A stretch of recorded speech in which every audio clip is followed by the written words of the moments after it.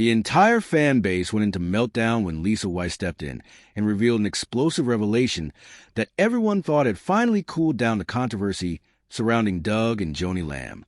Every platform was inundated with comments within minutes. People were pleading for answers as theories went wild. The news that Lisa broke didn't merely rattle the tale, it left no stone unturned. Moreover, the question has now become universal. Just how profound is this? It appeared as though Doug and Lisa Weiss were the epitome of a model Christian marriage to anyone looking from the outside. Clutching hands, they stepped hand in hand onto the church platforms, preaching to large audiences the importance of commitment, faith, and love. People looked at them and thought, that's what I want. Their relationship was viewed as sacrosanct, a model of Christian love, as they smiled in every photo, finished each other's sentences, and prayed together on camera. For example, the events that transpired following the power outage, however, were invisible to all. Things were different behind the scenes. Nobody could have dreamed that Lisa was actually living her best life, not from sleep deprivation, but from being invisible. She felt exhausted. Doug, the guy whose speech about emotional closeness was so moving, even when they were alone, Anatudi avoided making eye contact. Preaching, conferences, travel, and the admiration of complete strangers were the things that occupied his life. Lisa sat quietly at home. The meal would, the time she waited for his return home. She let it cool on the table. Even after he accomplished that, his thoughts were all over the place. Nothing to do with her. It wasn't a single major conflict or act of treachery that broke the illusion. It was a gradual, subdued decay of connection. With a renewed fervor, Lisa prayed. I responded, no, Joni, something very bad has happened, and there's been an essay in all of this. I'm sorry. She proceeded to defend Pete. The way he treated Pete was really devastating. Very much. Regarding that Pete, Rebecca and JW penned a lengthy letter. The Pete who Rebecca and JW dare not welcome into their house. Dude, Pete is the real deal. Susie, she claimed, was a habitual liar who had leveled these charges. In her confrontation with a chiropractor, a kind man, who is now dead but who assaulted her and had a record. The words Joni chose to use with me shocked me. My plea was to her. My advice was, please reconcile with Jonathan for yourself. Being the best-case scenario. It was that aspect of her that I spotted. To put it simply, it's not at all like the Joni you see on TV. It is very unlike that kind of individual. However, I did catch a glimpse of that individual on the video when she mentioned that Jonathan had been running a campaign of defamation. And I'm just like, what the fuck? Unbeknownst to me, Jonathan was involved in a slander campaign, wishing for a shift in circumstances. She pretended to be a supportive bystander, grinning in public and applauding his sermons. Wife. Internally, though, she was contracting. She started to worry that no one was paying attention to her as she dwindled away. Their former love seemed more like a distant memory than an actual reality. Empty halls, no slam, and no yelling bouts. Doors, just a few tears after being neglected for yet another night. Everyone loved Doug, but Lisa felt invisible at home. Still, she remained, because that's the role of a decent wife, isn't it? Marriage, in her view, was something worth fighting for.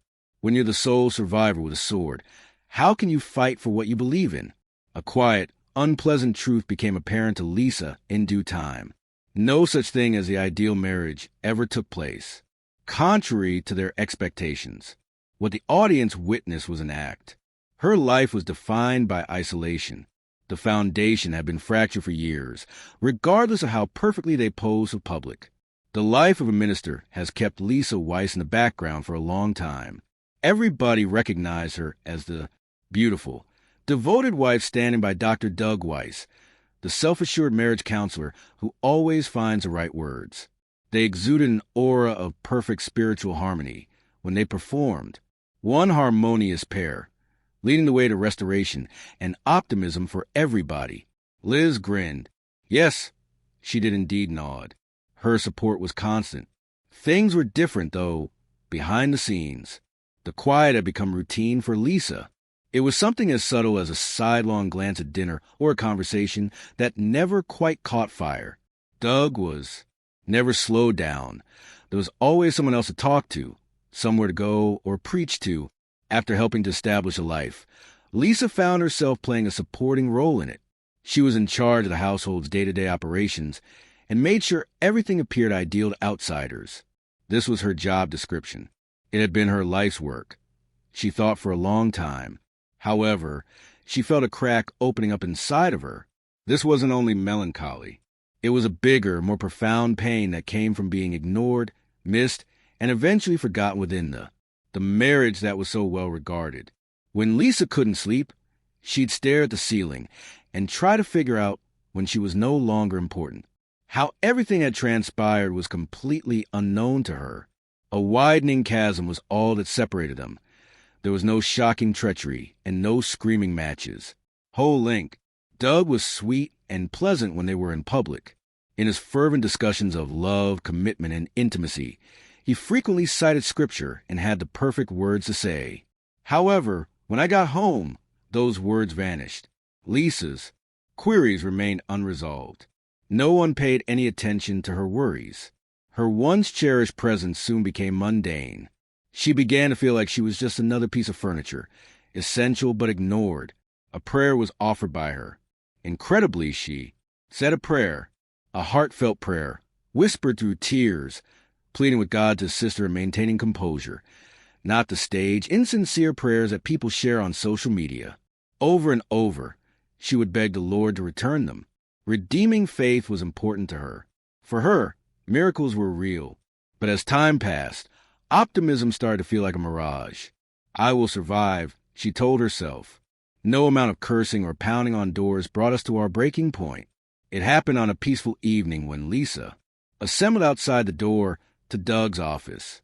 Intimacy in the heart was going to be the topic of his sermon. His voice was smooth and impassioned as he practiced speaking about the significance of connecting with your spouse and listening to their heart. And she listened intently, while Lisa stood there, expressionless, tears welling up in her eyes. Her eyes with a sting. It had been years since he had lived by the message he was preaching.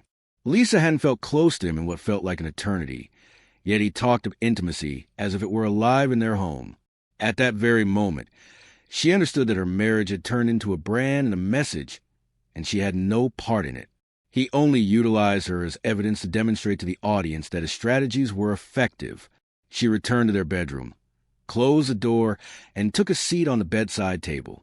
Just sadness, no yelling, no fury. A profound, subdued sadness that accompanies your ultimate. Acknowledged the demise of a sacred entity. She sobbed into her hands, grieving not just for the things she had lost, but also for the length of time she had kept quiet, the amount of her true self she concealed in order to maintain a front. Not the kind of decision you share online or proclaim with pyrotechnics. That was Lisa's decision that night. A private decision. It was made in silence. She redirected her prayers from salvific intercession for the marriage to fortitude in the face of reality. Then she began to write. I remember it was all just a jumble of ideas on paper. She had correspondence with Doug, God, and herself through lengthy letters. She detailed the years she pretended she was lonely even when she slept with someone. To keep herself in memory, she wrote. As she delved deeper into her journaling, she gradually started to hear her own voice again. After a long absence, Lisa started to regain some of her identity, but it was a slow process. Out loud, she began to ask inquiries. Her voice was soft yet commanding. I don't feel understood. Nothing is happening. Doug, who often listened half-heartedly, or she no longer spoke on his behalf, but she did it occasionally with a contemptuous tone. On her behalf, she was speaking.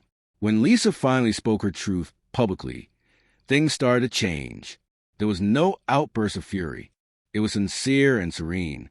She had no intention of wreck Doug and the ministry. They'd work hard to build it. But she finally snapped.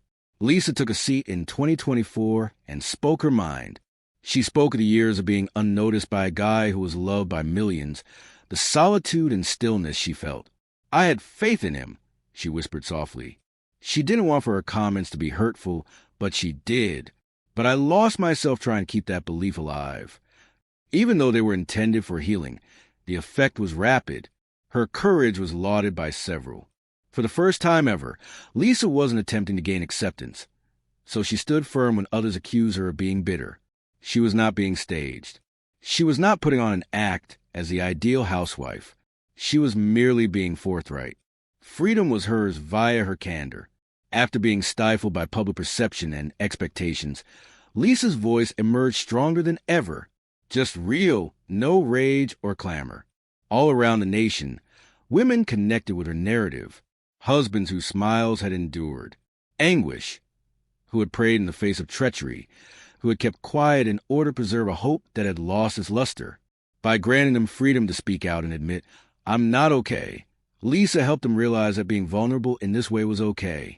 The world of Doug persisted. It was swiftly remarried. Christian media outlets published gushing, praising photos of his new romance. No detail was hidden from Lisa. Even though it hurt, she didn't crumble. Not this time. She was confident in her identity. There was more to Lisa's story than the breaking point. It was a first step. It marked the turning point when her focus shifted from preserving an image to safeguarding her soul. The once quiet woman now stood tall and true. That is, until the voice emerged from the stillness. It accomplished more than that. As a result, it also assisted other people in discovering their voice. In fact, that was a miraculous part. Nothing could have prepared Lisa for the quiet collapse of her life. Slammed doors, yelling brawls, and other such noises did not occur. Long, heavy hush that echoed through her home as everybody left in a dramatic fashion. In the midst of chilly dinners and lonely nights spent in bed as her husband devoted himself to yet another public engagement, interview, or sermon. All along, she had been a devoted spouse for more than 3 decades, beaming with joy alongside her husband Doug as they host visitors, nurtured her children, and lend their support to the ministry. She embodied strength and elegance in the eyes of the world. However, Lisa felt as though she was vanishing when no one was looking. It did not occur simultaneously. It insidiously worked its way in through her inability to get someone's attention, missed opportunities to talk, and silent evenings of sobbing into her pillow. She tried to convince herself that it was temporary, that Doug was likely just overwhelmed, and that his time was better spent serving in the ministry. With renewed fervor, she prayed. Additional funds were contributed by her. Because she thought love required sacrifice and that things would return to how they had been before, she chose to remain silent. However, there was still no sound. And it actually grew louder. During dinner, she would sit and watch the hands of the clock. He would be preoccupied with planning the next event and arrive late. Instead of showing his affection, he would kiss her on the cheek as if it were second nature. It was for this reason that Lisa would smile. Anticipated, as disclosing the vulnerabilities or being honest may potentially cause everything to crumble. The tipping point was reached without a struggle. It happened one night as she stood in his office doorway and overheard him discussing emotional closeness in preparation for a sermon. He came out as quite confident and enthusiastic. Without ever looking up, he spoke beautifully about listening, connecting, and loving. She slipped his mind. Something in Lisa snapped at that very second. Before she knew it, she was married to a man who could inspire a multitude with his words about love, but failed to reciprocate the sentiment to the lone supporter who had been there for him through thick and thin. What struck her was not wrath. It felt like loss. You know you've been holding your breath for a long time when you feel a profound, subtle sadness. Years, praying no one would see you as you sank. That night, she refrained from pleading with Doug to transform. She asked God to give her the courage to confront reality. Something started to change after that. Before she could fix it, Lisa gave up. She ceased trying to justify the separation and stopped telling herself she was inadequate. As time went on, she started to unearth parts of herself that had been hidden under her mask for so long. She began modestly. She retrieved a long-lost notebook, the one she had, recorded her ideas on a medium she hadn't used for a long time. Her emotions, sadness, bewilderment, and inquiries about things she didn't understand came out unfiltered and unprocessed. However, the space and the truth belonged to her. In the wee hours of the morning, she started going for walks. For a while, it was merely an escape from the stresses of home life. On the other hand, she began to observe details along her path that she hadn't noticed for quite some time. Whispers of avian life, the sun's rays filtering through the trees, and the gentle caress of the breeze on her cheek. As if emerging from a deep sleep, deep, restless slumber. She had been Dr. Doug Weiss's wife for quite some time. She was defined by her role and who she was. Now that she was out in the solitude, she started to wonder something else. Just who am I? Am I alone? The solution was gradual.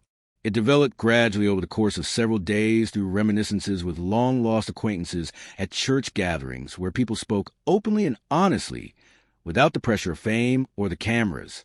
Amidst the mirth she had forgotten she possessed, Lisa took some time before making her public statement. At last, she did it, but it wasn't to launch an attack or cause trouble. With a gentle yet sincere tone, she spoke.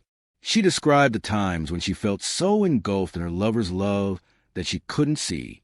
By herself.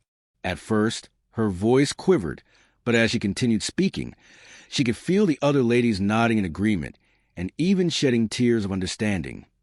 They had been there, too. Lisa wasn't merely recounting her narrative. She was asserting her right to it. Her social media scrolling came to a halt. News outlets. I no longer checked the comment section regarding Doug's new life. She sought solace within herself, rediscovering her self-confidence. It was still difficult on sometimes. Even while the memories still made her cry on occasion, she decided she would no longer allow herself to be controlled by them.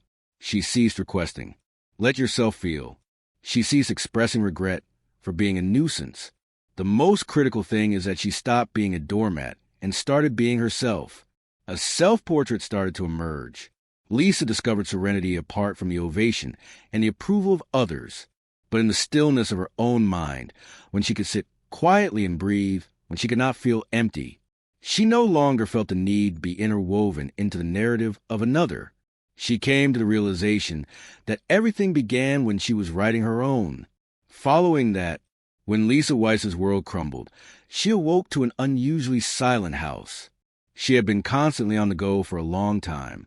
The resounding boom of Doug's voice reverberated through the entire room.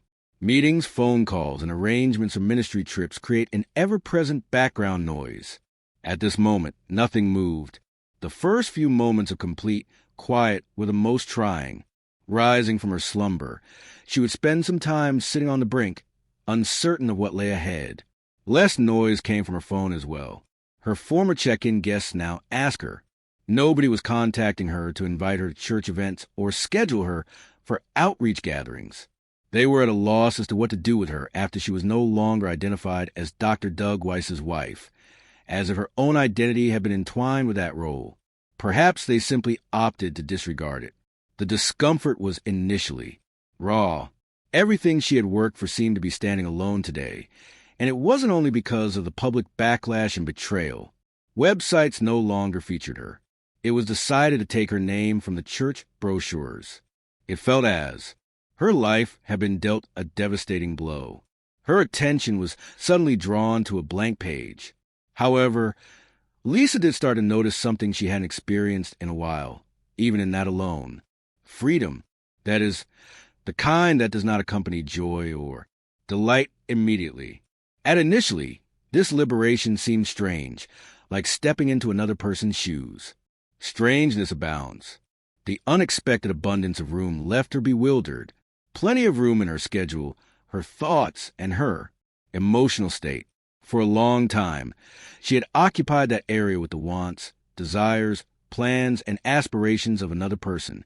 At last, she could claim it as her own. Lisa began by taking baby steps.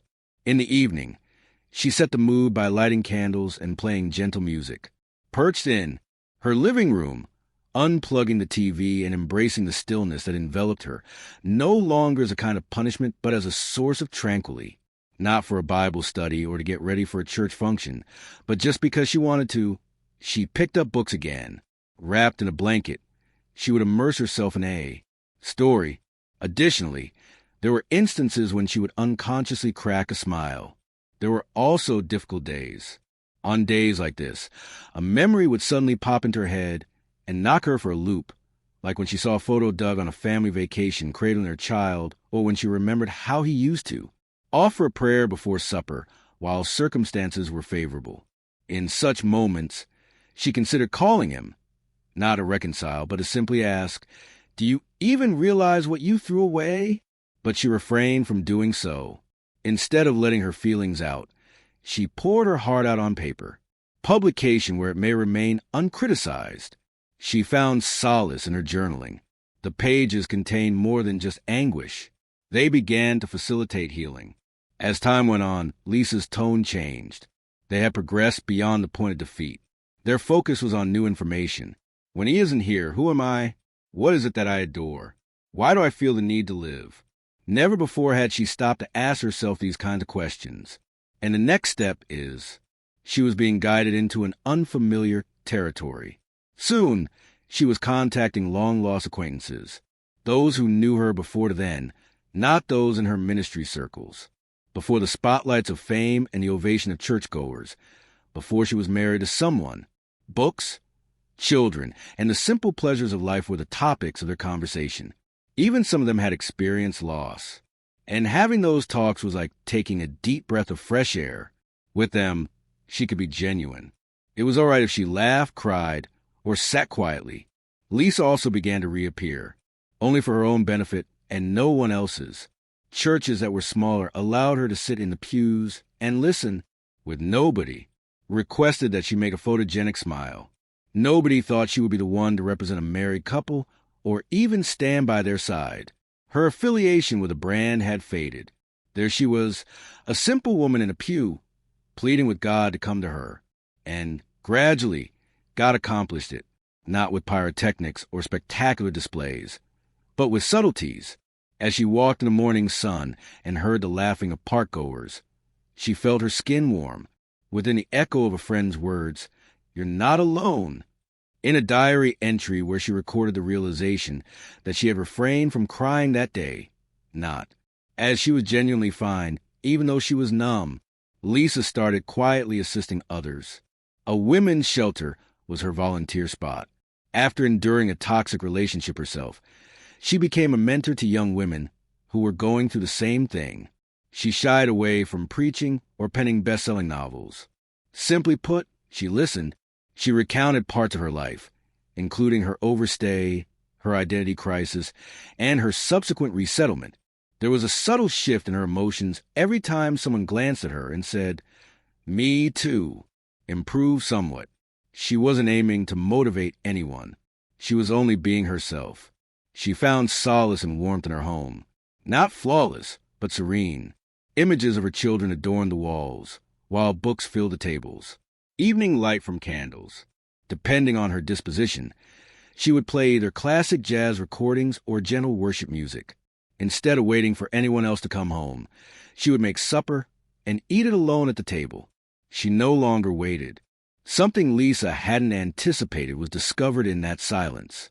Being herself was something she was liking. Previously, she had played the role of the subdued, encouraging spouse. Being little wasn't her goal in life. She had been transforming into a strong woman who valued herself not for her marital status, her religious affiliation, or her surname, but for having survived adversity unscathed. Months later, there was a moment that signified something significant to her, even though no one else noticed it. She sipped her drink while perched on a park bench, sipping on coffee while people watching. And then it hit her. Doug hadn't crossed her mind all day. I don't mean that bitterly. He just no longer occupied any mental space for her. At that same moment, she felt true independence for the first time. For example, rewriting history wasn't the point. Being free from its control was the main point. It was about embracing a life that felt authentic, tranquil, and uniquely hers the moment she awoke. No longer did she have anything to defend or prove. By no means was she arguing. A representation. A truth was being lived by her. Lisa had a feeling that some people wouldn't get it. Whispers persisted. Despite what had transpired, there were those who continued to look up to Doug as an idol. It was irrelevant, though. I don't. Not now. Their approval was unnecessary for her to proceed. She had authorized herself, and it was sufficient. Her journaling continued. Walking, she persisted. Small pleasures, coffee dates, new books, and peaceful retreats were all things she continued to accept. Unscheduled giggles. She had a sense of agency again. Right now, she was penning her very own narrative, a tale of redemption rather than victimhood. There was no dramatic climax to her recovery. Finally it arrived, across a vast array of tiny ones. It arrived in a calm, peaceful hush, in the midst of a woman's journey from being invisible to standing tall in her own light, from pain to appreciation. After a while, Lisa Weiss wasn't only surviving. During her time there, she, ultimately, unrestrictedly, and in her truest form,